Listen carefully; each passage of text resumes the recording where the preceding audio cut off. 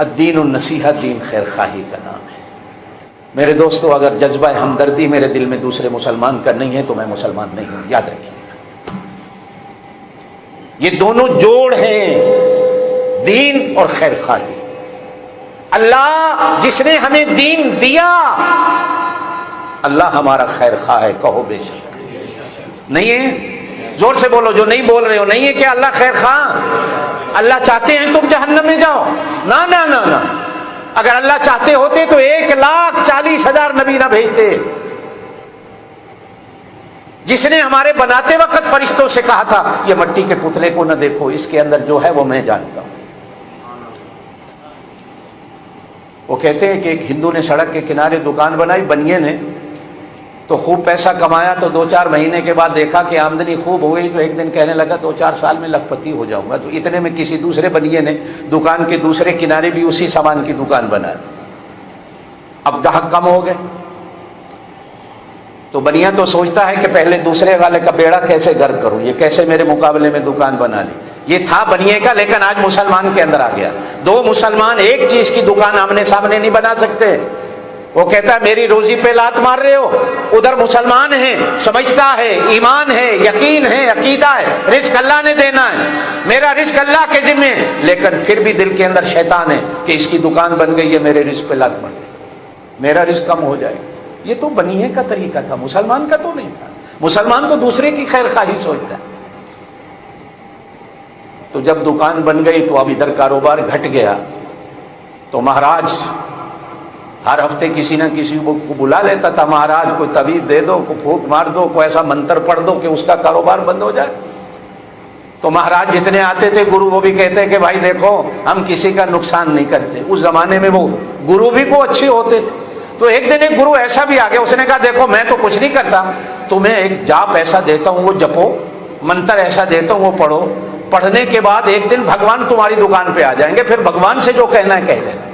اس نے کہا اچھا بھگوان میری دکان پہ آ جائیں گے، پھر میں بھگوان کا دیدار بھی کروں گا؟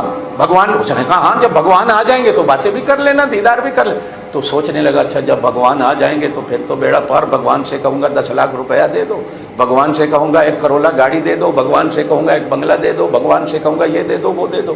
تو پڑھتے پڑھتے 40 دن کا وظیفہ تھا، جب 39 دن پورے ہوئے تو 40ویں دن دکان پہ آیا تو کپڑے بھی بہترین، زرق برق، پرفیومیں بھی لگائیں، دکان پہ آ کر اگربتیاں بھی جلائیں، پانی بھی ڈالا دروازے پہ دیواروں پہ، یا آج بھگوان نے اتفاقاً بھگوان جی آ گئے۔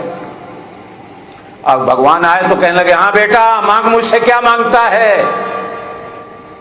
اس نے کہا بھگوان تیرا وچن مانگتا ہوں۔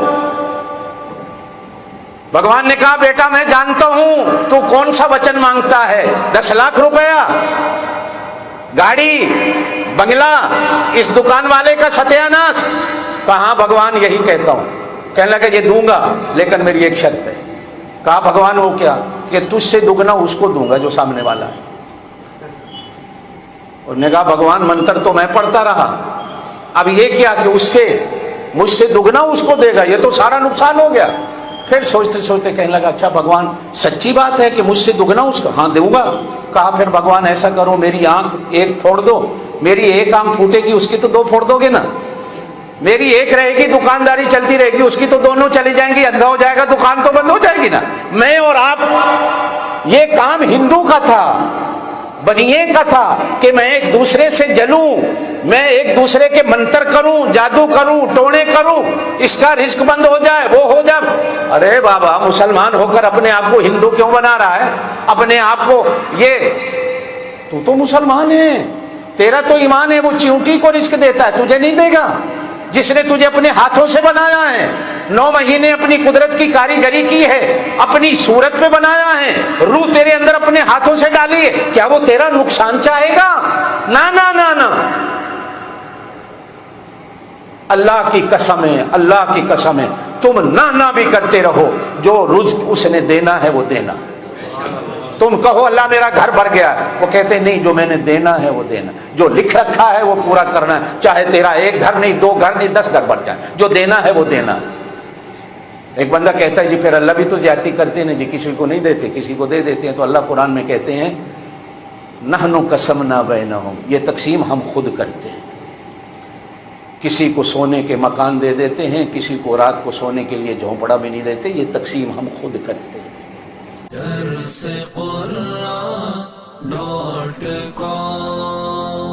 www.darsequran.com